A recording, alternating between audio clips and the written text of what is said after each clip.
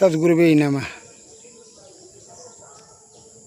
अहंकार से सद्गुण का नाश होता है और दुर्गुण का आगमन होता है, जिससे कि यह जीवात्मा को दुर्गति प्राप्त होता है।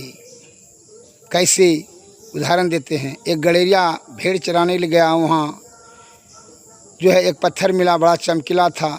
उसने पत्थर को रख लिया और गधवा के गला में पहना दिया। उसको इस बात का ज्ञात नहीं था कि यह बहुत बेशकीमती हीरा है।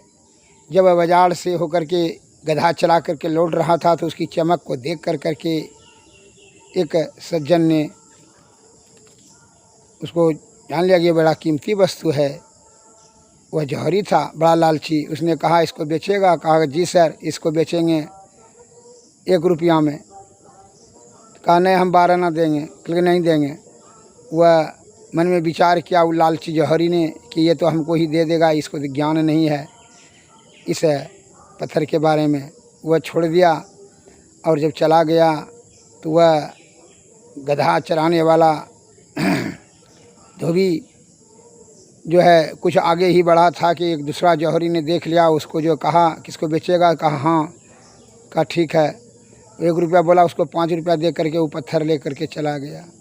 ये सवेरे लालची जौहरी जब उसके पास गया, कहा रात भर चिंतातुर में रहा कि हमको खरीद लेना चाहिए, 4 नग लेने छोड़ना चाहिए। जब सवेरे होते हुए वहाँ पहुँचा तो पूछा कि रामू बैठा क्या? उस पत्थर है को ऐसा दे दो 1 रुपया में ही। तो उसने कहा कि सरकार श्रीमान जी, हम तो उसको बेच दिए, 1 रुपया कहें। एक दूसरा आदमी ने 5 रुपया दे करके लेकर चला गया। क्योंकि तू तो बड़ा भारी मूर्ख है। क्योंकि कैसे?